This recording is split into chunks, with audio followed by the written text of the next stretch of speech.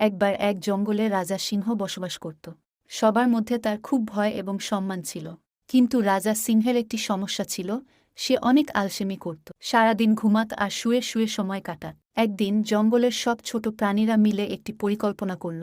তারা সিদ্ধান্ত নিল যে রাজাকে একটু ব্যায়াম করাতে হবে। তাই একদল খরগোশ আর কাঠবিড়ালি মিলে রাজা সিংহকে বলল, আপনি তো আমাদের মহান নেতা, কিন্তু আপনার শরীর তো শক্তিশালী রাখতে হবে। কেননা আপনি যদি সুস্থ না থাকেন, আমাদের রক্ষা কে করবে? সিংহ কিছুটা বিব্রত হল। ভাবল, আমি তো রাজা, আমাকে সুস্থ থাকতে হবে।